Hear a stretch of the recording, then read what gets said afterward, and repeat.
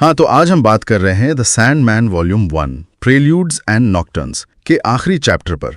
Chapter 8 the sound of her wings, मतलब उसके पंखों की आवाज। हाँ, और पिछले 7 अध्यायों में जो उथल पुथल मची थी, मेरा मतलब है ड्रीम की आजादी, फिर वो अपनी चीजें ढूंढना, नरक तक गया, वो डॉक्टर वाला भयानक किस्सा, वो 24 घंटे वाला डाइनर, बाप रे। बिल्कुल।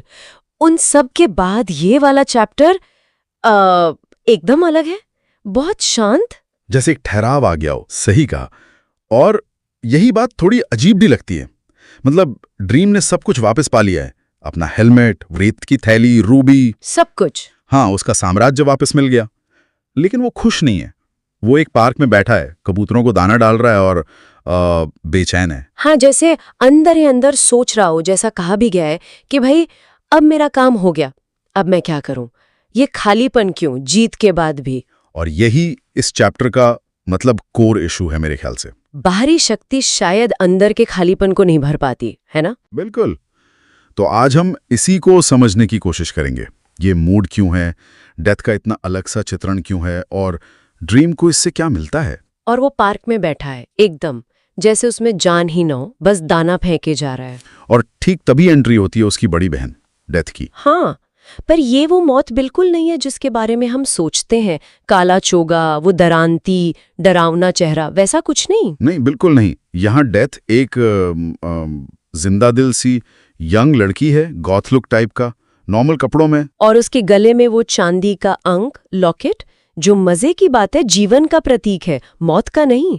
और चेहरे पे एक शरारती सी स्माइल। आते ही कहती है हाय बिग ब्रदर, जैसे कोई नॉर्मल बहन भाई से मिलती है। हाँ, ये कितना कितना अनपेक्षित है, न सिर्फ दिखने में बल्कि उसका रवैया भी। वो जैसे अपने छोटे भाई को थोड़ा छेड़ रही है, समझ गई है कि वो उदास है। ये जो एक फैमिली वाला एंगल डाला है ना इन एंडलेस में। हाँ, ये इन बड़ी कॉस्मिक ताकतों को कितना मानवीय बना देता है। बिल्कुल, रिलेट करने लायक। बिल्कुल। वो ड्रीम की हालत समझ जाती है कि लक्ष्य पूरा हो गया तो अब आगे क्या, वो थकान, वो दिशाहीनता। ड्रीम कहता भी है कि हाँ सब वापस तो आ गया, पर कुछ कमी सी है। तब डेथ उसे बड़ी पते की बात कहती है। क्या कहती है? कुछ इस तरह कि सिर्फ काम ही सब नहीं होता ड्रीम, कभी कभी हमें बस लोगों के साथ चलना होता है, और फिर वो उसे अपने साथ ले जाती है अपने काम पर। अच्छा, उसका काम देखा। हाँ, और उसका काम देखना भी एक अलग ही एक्सपीरियंस है। वो कैसे अलग अलग लोगों की आत्माओं को आगे ले जाती है, बड़े आराम से, नरमी से। हाँ, वो दिखाया है, एक बूढ़ा वायलिन बजाने वाला है, एक छोटा सा बच्चा जो बस कुछ पल ही जिया, एक स्टैंड अप कॉमेडियन जो स्टेज पर ही। हाँ, और डेथ हर किसी से बहुत करुणा से, शांति से मिलती है। वो डराती नहीं बल्कि साथ देती है। वो कहती है तुम्हारे साथ चलना है, डरो मत, मैं हूँ, बहुत शांत। और ड्रीम ये सब चुपचाप देख रहा है। उसे शायद लगता था कि उसका काम है बस सपनों पे राज करना, पावर दिखाना। पर अपनी बहन को ऐसे करुणा से अपना काम करते देख उसे कुछ नया समझ आता है। क्या समझ आता है उसे? उसके मन में आता है, जैसे वो सोचता है, मुझे लगा था मेरा काम बस काम करना है, पर तुमने दिखाया है कि हर काम में करुणा हो सकती है। ये बहुत बड़ा रियलाइजेशन है उसके लिए, पावर के साथ संवेदना। बिल्कुल। और डेथ का जवाब भी इसे और पक्का करता है। वो कहती है हम एंडलेस हैं भाई, हम बदल नहीं सकते पर हम सीख सकते हैं, महसूस कर सकते हैं। मतलब ये तो 7 भाई बहन है, डेस्टिनी, डेथ, ड्रीम, डिजायर, ये सब पत्थर दिल नहीं है। ये भी सीखते हैं, महसूस करते हैं। हाँ, शायद बदलते भी हों अपने तरीके से।